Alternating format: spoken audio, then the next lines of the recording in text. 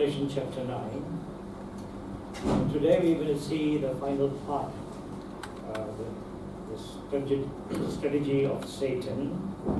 Now we've been seeing the aspect of three. The first, we've seen how he's a ruler.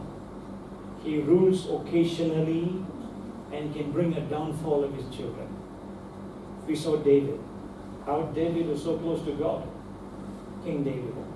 And at that one time, you see, Satan moved into him. And he made a decision to take down, and there, the result of his act, 70,000 men died. So was Korah, Achan, who stole the Ben item at the Jericho. And what happened? The entire family was killed. Because of them, 36 men died when they went to Ai. Judas Iscariot is another man who was close to Jesus. And yet we read in two occasions how Satan moved into him and betrayed Jesus, and we see he ultimately died. He committed suicide. So we have seen the defenses, how we can overcome them. Then we see the next, if he can't rule you, he accuses.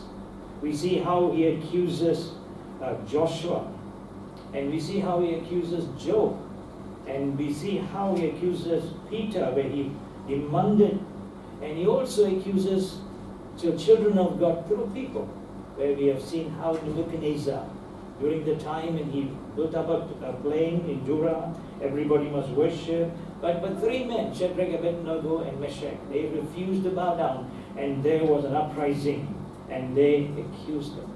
And so, what was our defense in this aspect?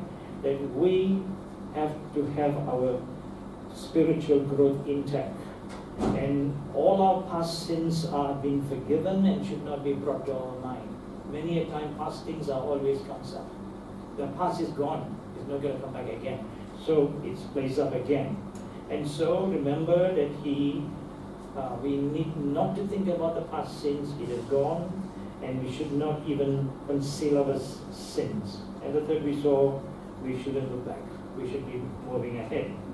Then we see the third strategy where he's a deceiver. How he manipulates Eve. Right? He manipulates Eve by lies. Indeed, God said that. Alright, that you cannot eat, you can eat. And then if you eat, you will be like God. It was true. When they opened, they were like God because they were made in the image of God. And he even tried his best with Jesus after 40 days of fasting. And he said, if you are the Son of God, he is the Son of God. Okay? And he couldn't do anything. And we saw our defenses is our identity. Who you are. We need to know who we are. And we have spoken to you that we are sons and daughters of the Lord our God. Okay, and remember that. And also we have seen how the identity requires, what are the things that we require to be teachable, to enlarge our heart, to walk in his path. We have seen it, right? So this morning, I want to share with you the fourth strategy. Last Sunday, as introduction to this, we've seen how the devil, Satan, wants to be like God. He wants to be like God. He wants to be in the throne of God. And he will do anything possible to get that. And so we have seen how he established the church of Satan. In 1969, all right, Anton Zender Laue, he initiated the church, the third church of Satan. And I told you in Malaysia, there are three locations they are. Very much clandestine, all right, not known to many people, all right, and the church of Satan exists in many countries. And in 1969, he wrote the Satanic Bible. So you see, similar to the Holy Bible, the Satanic Bible, Church of God, we have a Church of Satan. He wants to be like God. And we have seen the 9 teaching of the Church of Satan. Let me just briefly run through it. Number 1, indulgence. Anything is possible. Anything and everything is possible. No issue. There's no limitation, all right, whatsoever. Secondly, vital existence. That In order for you to live, you can kill anybody for that matter, for your survival. Thirdly, undefiled wisdom. They are the only one who has perfect wisdom. Fourthly, vengeance. You can revenge. But the Word of God tells us right the opposite. Vengeance belongs to the Lord. Right? Leave room for that. And here they say, vengeance, you can revenge and all is good. Sixthly, responsibility for those who are responsible. You only be responsible for those people who are responsible. Otherwise, you could not, care about others. And the seventh is the animal nature in man. You can bring the animal nature in man. You know what I mean? All right, bestiality. Right? All that can be is part and parcel. It's no problem. And then the eighth one is all sins are all right. There's no such thing. Sin is a sin. Sin is all right. And the ninth thing is what is very frightening. Lucifer is the best friend of the church. Okay, not the church of Satan. He's the best friend of the church. Now, what do I say then? Why do they say that? They say because he has infiltrated into the church of God today. And today they are merely having just worship service. That's all. Right? Remember in Revelation 3:20, the Lord is outside the door, is knocking. If anyone who hears my voice and let him in, I will come and dine with him and he with me. And today in many churches, this is what is happening. Gospel of prosperity is what being preached. No more. The gospel of salvation. Right? The key note of the fourth gospel lies on the great commissions of the Lord. And today they are talking about prosperity. Right? Then we talk about the teaching of the grace teaching. We are in the age of grace, no more under law. And so grace teaching, you can sin, you still go to heaven. Once saved, forever safe. That's the teaching. And it's walked into the church today. And many people are being beguiled and cheated by this teaching, and they accepting it and beautifully going about it. Then what about the churches today talking about money? I explained to you last week how churches today cry out for money. Every time is money. Money for this, money for that. All right, they give you pie charts as well as they will ask you for a 1 month salary as your pledge for a certain project or for missions. I always believe in this. All right, if God has got a church and the church has the need, the Lord will provide. You don't have to sing a song from the pulpit to ask for money. All right, you don't have to solicit for money for anything. And I'm a firm believer of that, as I told you. Right, in the work of our Kupam, we share, and people have been convicted, they give. They don't solicit. So is for Lemo. Alright, so we don't solicit all funds. I always believe the Lord will provide. And the Lord will provide, and the Lord has been providing. I'm thankful to God. Right? And then we see, in the church, where they are selling and buying takes place. Right? And what about lucky draw? Now, they don't use the word lucky draw. They use the word blessed draw. The whole system is the same, but the name only changed. They put all the numbers into the big bottle and then they waffle it and then pick, you are the lucky one. It's the same, but they call it the blessed draw to earn money out of it. What a blessing. And this is what Lucifer says he's the best friend of the church. And he wants to take control of the church, and that is his beguile. So today we're going to see the fourth one, and the fourth one is, let's all turn to the book of Revelation chapter 9. Let's all turn to Revelation chapter 9, put up verse 11. And let's look at verse 11. Now, Revelation chapter 9, verse 11. They have a king over them, and the angel of their base, as his name in Hebrew is Abaddon, and in Greek he has the name of Apollyon. Now, give it. Now, the word abyss means a bottomless pit. Okay, that's the word. That's the Greek word. And then we see in Hebrew, it is known as Abaddon, and in Greek, it is known as Apollyon. Now, what is this two word means, friend? The word means two meaning. A destroyer or destructor or destruction. Now we see that Satan, he will try his best to rule your mind.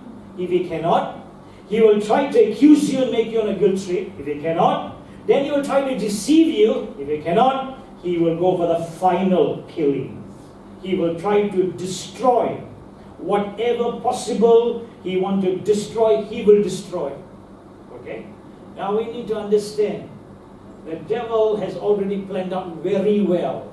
If he cannot get these three, you will find he will go for the final blow. Final fatal blow is to simply destroy. And that's the word here we see in the book of Revelation chapter 9, that Abaddon and Apollon means he's a destroyer, or comes from the bottomless pit. Alright, is a destroyer. Now when we talk about destroyer, right, do you know in some other religions they have destroyers? Okay, let me just give you a few examples. Number one, in Hinduism. In Hinduism, you have a particular god called Kali. Right? Now the Kali has got two types. One is a town Kali, the other one is a cemetery Kali. Alright, Sudagada Kali they call it. Alright, now I have seen the difference. We have dealt with them in our church. A few months ago we dealt with one with the cemetery Kali. Now the cemetery Kali is the eyes will turn red and the tongue will fall to your chest. Now your tongue can be that long. Tongue will fall to your chest. Alright, and it's very eerie looking. Okay? And the only functions of this Kali is to kill.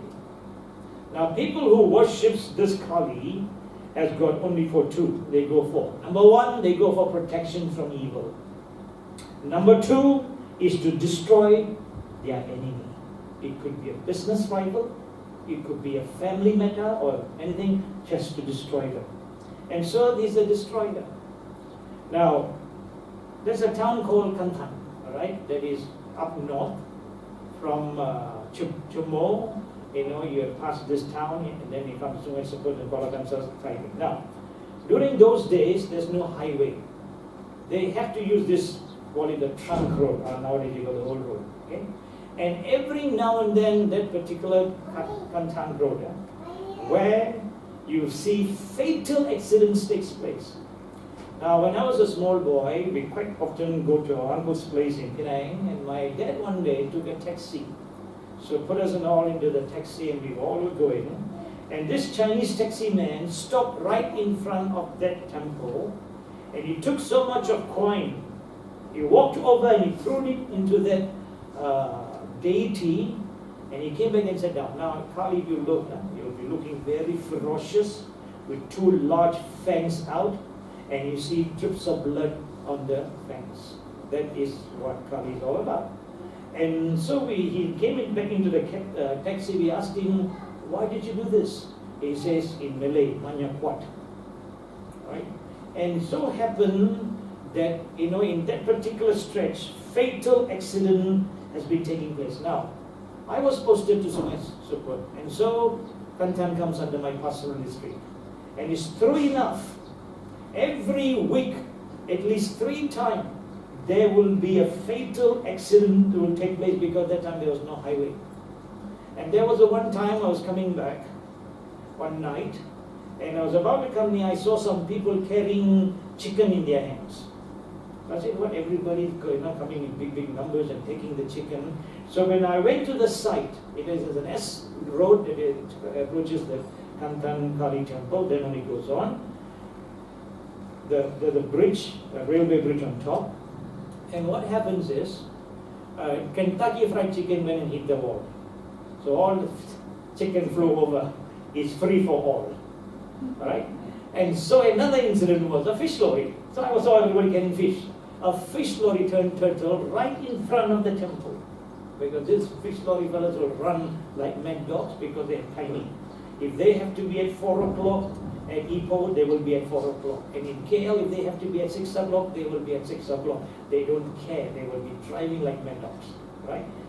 And I've seen even my own personal experience. I'm a biker. In those days, I was on a big bike. And one day I was traveling down to Chuma for some ministry in the evening time.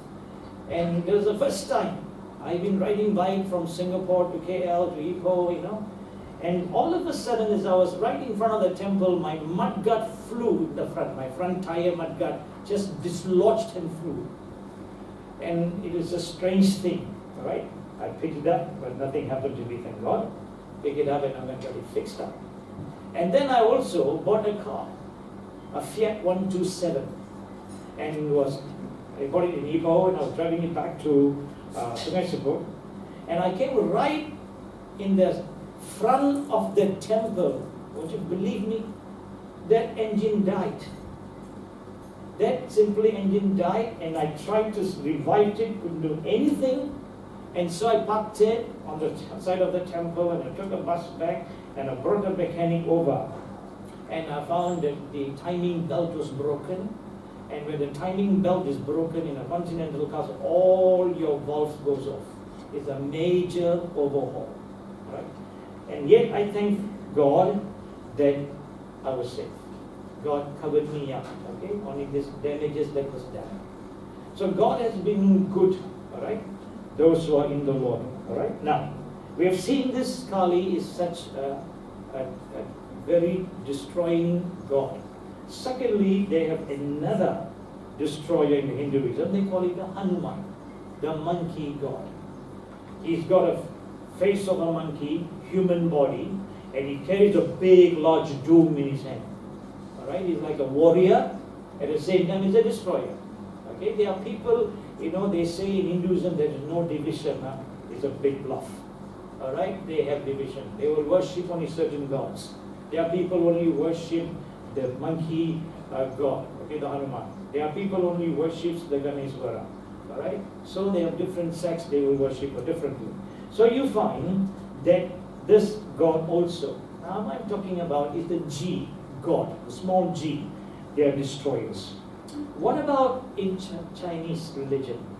You have in Chinese another Chinese called Ma Lao Zi. Now Ma Lao Zi is a monkey god too.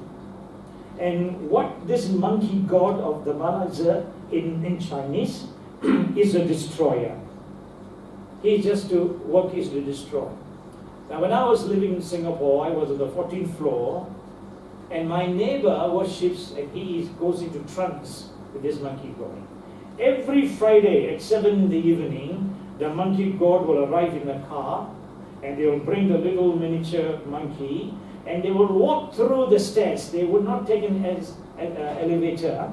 And as they come before, they will be using a whip and whipping both sides of the thing. And so one guy will go right before to warn people who are coming down to stay away. If not, you get whipped. And so the monkey god will be brought into his house. And he has got a big large altar in the center of his hall. People are waiting. And he wears, he's shirtless, he's wearing yellow pants, a short pant. And he will be lying on the altar. And all he makes the noise is, oh, oh, oh, that's all. And someone beside him will be interpreting. So one day, we will only wish good morning and good evening in Singapore. That's the lifestyle. One day I had a chat with him and I said, can you explain to me about this particular Lao Tzu? And he said, well, what kind of people come for? He says, well, people come for protection. All right? If they have an enemy, to destroy them, they come for it. And if they want to destroy a business, they come for it. So this is what this monkey god is all about. So friends, we see in Chinese, you have this monkey god. Then we see in the Malay, right? Many of us do not take it seriously. We see one called the Pontianak. Now Pontianak is also a destroyer. This particular is all in feminine form. They have only one word, is to finish off. So we see that word Abaddon and Apollon is a destroyer. And we have seen that very destroyer is working in the light. Now we have seen how in the form of serpent, he came and destroyed Adam and Eve. What happened? He destroyed their marriage life. Do you know that? He destroyed their marriage life, destroyed them from living in the Garden of Eden, what God was disdained, and they were chased out. Friends, we need to understand. Those who are married, be aware. The devil finds that all the three strategies cannot work, then he comes for destroying. And it comes in different forms, that many of us, especially Christians, fails to see. I always, in my counseling, I advise in my pre-married counseling couples, all right, marriage, the first 2 years is make or break. You have to be aware of this. And I always advise, and this has been the standard evangelical counseling. When you get married, all right, do not stay with your in-laws, because they can become your outlaws. They can begin big, serious crisis in your marriage. I'll give you one classical example in India, Pastor Martin's church. I know this girl very well. I ministered to her. And so there was a time, 2 years ago, she got married. Right? So she got married and the husband was working in Bangalore. You know, this mother, the boy's mother, will call sharp at 8:30 and tell the daughter-in-law, my son will only eat this, so cook today like this. And the next day she'll call and say, what did you cook? What did you put in the curry? What did you do this? And then she'll say, my son, the way you wash the clothes and the way you fold the clothes. Friends, it went on for 1 year. It went for 1 year. Every day the mother-in-law calls in. Friends, this is what is the danger. As I said, in-laws can be outlaws, can break your marriage. We need to be aware that destroyer is not the mother-in-law, the father-in-law. The devil is there working through them, destroying your marriage. Do you want to live in divorce? The stigma of it, having children.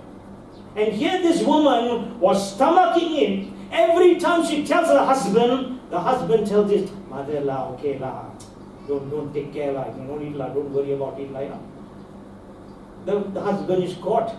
Decide husband, mother, decide wife. So what happened? After 1 year she couldn't tahan. She called me. She said, Pastor, I'm sorry to tell you, I know it was your blessing. You were unable to come for my wedding, but you blessed me through the phone, but I'm putting in my divorce. I said, why? And she told me this, I can't take it anymore. My mother-in-law gets involved in our marriage life. What I should cook, how should I cook, in which manner I should cook, in which manner my house must be kept, in which manner my son would like everything but the son. So, Father, Pastor, I can't take it anymore. So I said, and so happened, that month I was going to India. I said to this girl, sister, hold on until I come. Because by then I was talking to Pastor Martin. Pastor Martin said, Pastor, you're the best man to deal this. Okay, I'm their pastor, but you better come. I went down. I did not speak to that girl and to the husband. I called the mother-in-law.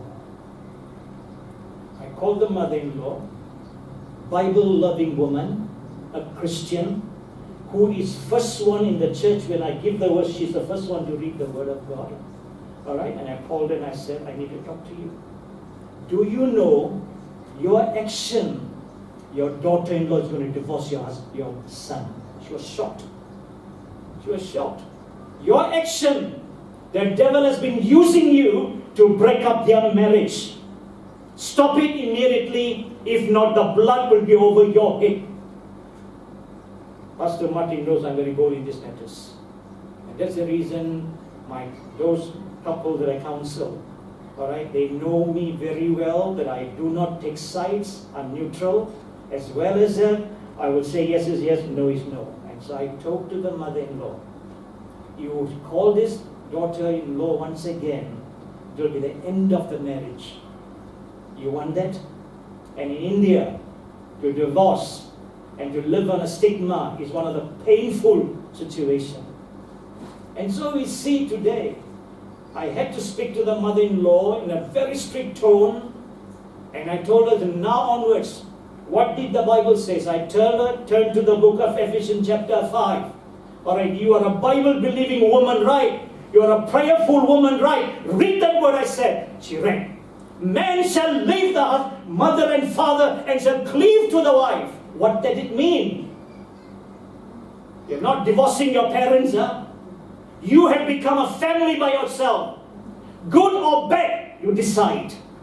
And that's the reason in the church you come before and you make a vow. For what? For better, for worse. For richer, for poorer. In sickness, in health, until death do us apart. I give you my pledge. Where has all the vows have gone?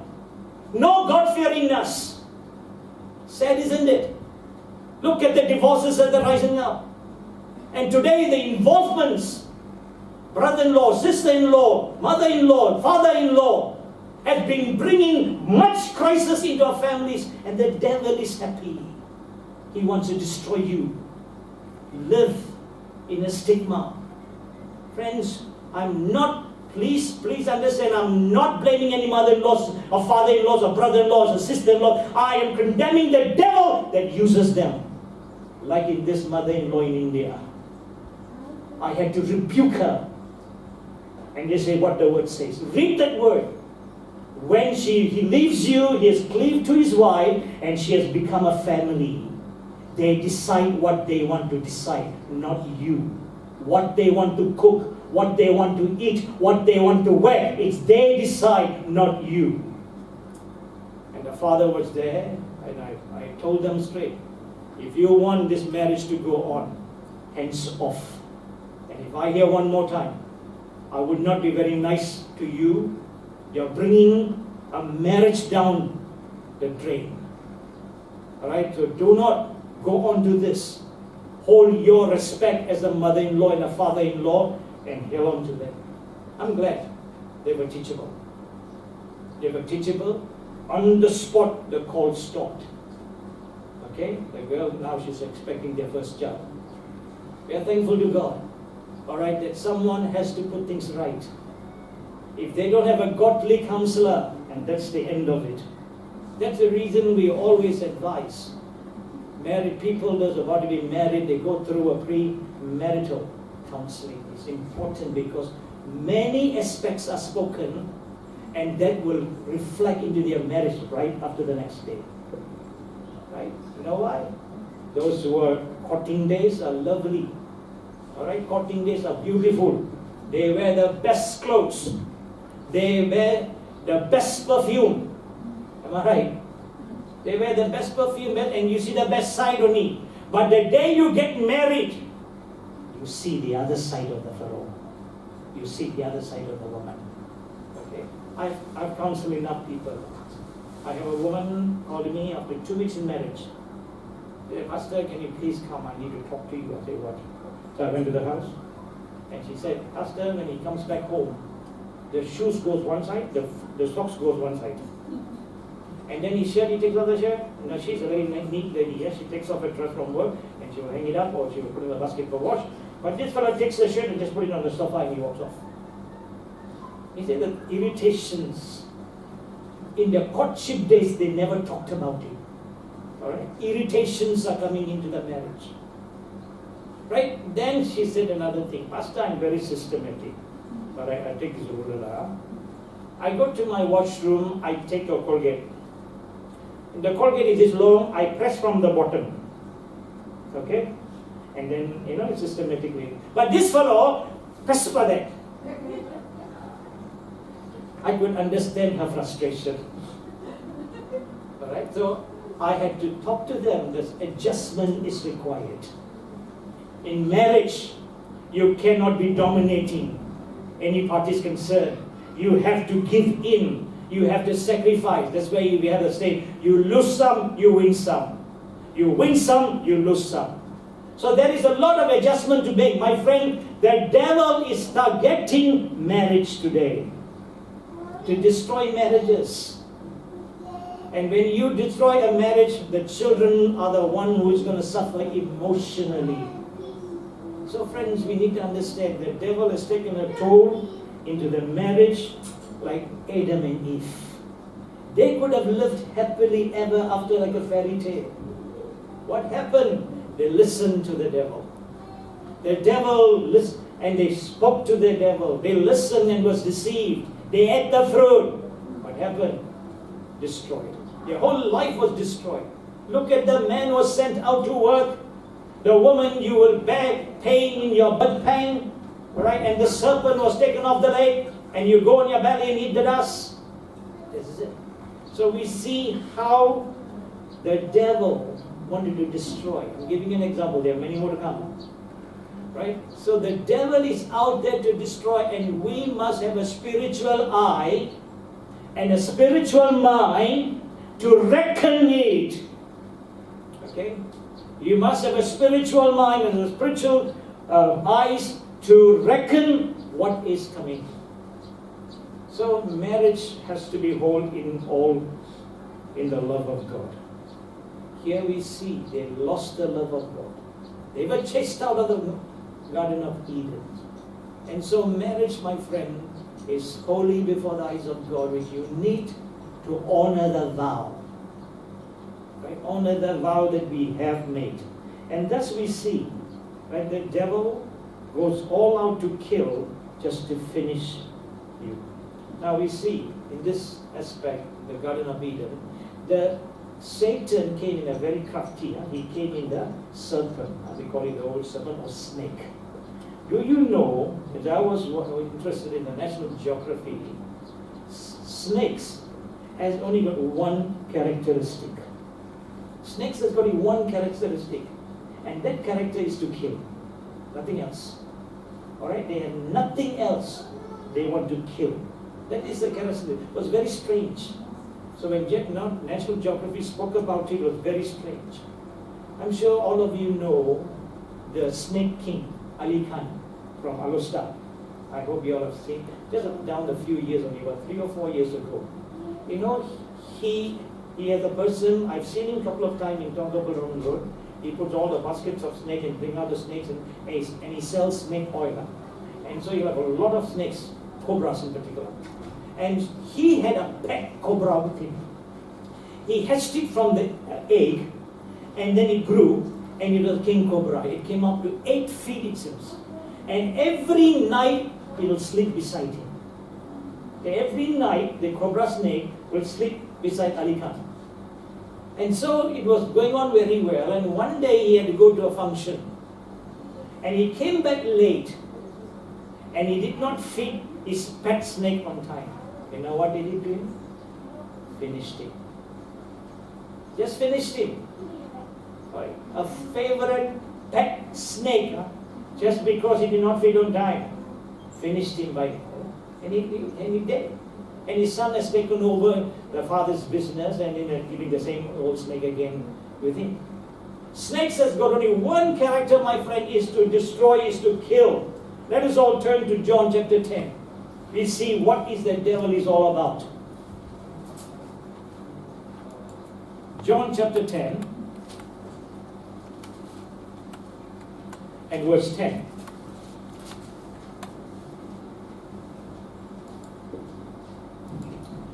The thief comes only to steal and what? Destroy. In some of your Bible, the word is kill. Okay? He is all out to steal and to kill and to destroy. Alright? But Jesus came to give us life abundantly. Can you see the work of the devil, my friend, in simple lifestyle? It comes to destroy. It destroys. If your children are not right, they can destroy your children's future. Okay, we have to be careful in this aspect. And so the devil's work is just to kill. Now the word in Greek is apollusse. Now the word apollusse means is to finish, to kill, and to destroy you. That's the word apollusse in Greek means. Right? So we see here how the devil has been using his tactics, his strategy. If he cannot use his ruling of your mind occasionally, or being able to accuse you, or to rule your mind as well as deceive you, he comes for his final blow. The final blow is the worst part of it. He will come all out. Now we will see a few in the scripture. Time is getting up. We're going to see a few how the devil destroyed some of the men of God. They tried his best. Some won, some lost. Right? Because the devil came on to destroy. So we need to identify this day, my friend, in our life, that in any, could be a relationship within a family. How many families today have been destroyed by relationship issues? Have you ever thought? By quarrels, all right, over property. How many families have been destroyed over properties? How many families in squabbles, fights, and quarrel? And we see the devil is behind all these things. And this is happening not in the non-Christian, it's happening in Christian homes. The devil is out there to destroy us. And this is his strategy. And he wants to finish us because he shatters every time you pray.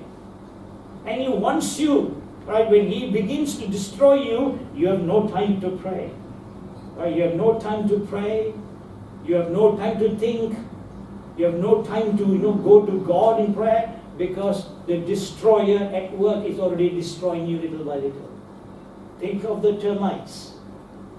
The termite starts on the ground. Then it moves forward. Okay? And then once it goes to the top, that's the end of your property. It collapses. Right? It starts on the bottom. So we need to recognize the very fact when it attacks some relationship, home. You need to reckon that. We need to recognize that. And we need to overcome that. Okay? And we need to reckon and overcome that. And when we overcome it, we can see how God began to set him. And the devil could not have any room for that. Remember this. I'm not finished yet. Next week I'm going to continue. Right? We're going to see a couple of men's life. How the devil came in to attack. Could make their mind crazy. Right? Some of us cannot take some of the issues we are facing in our life. But you will see these two men in the Bible. They gone through the hell. They went through hell, but they held on. Alright? And all that counts is your faith. Remember? You're receiving? Walk by faith. Walk by faith, not by Walk by sight. faith, not by sight. Okay? Walk by faith. Men of God walked by faith. Noah walked by faith. The Lord told him to build a ship, big ship in Dataran Merdeka.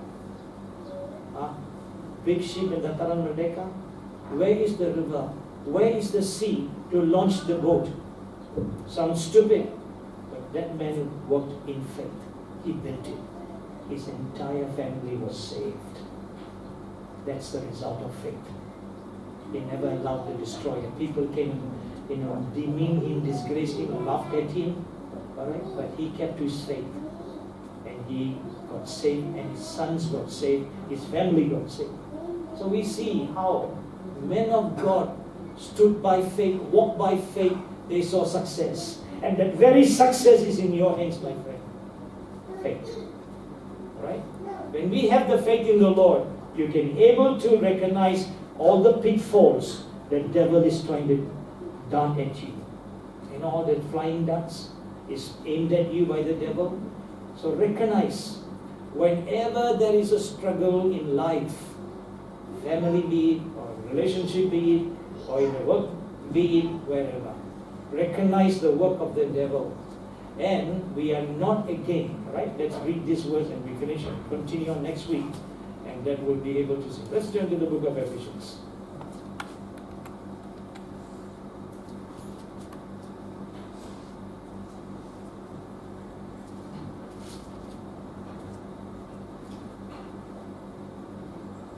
All right.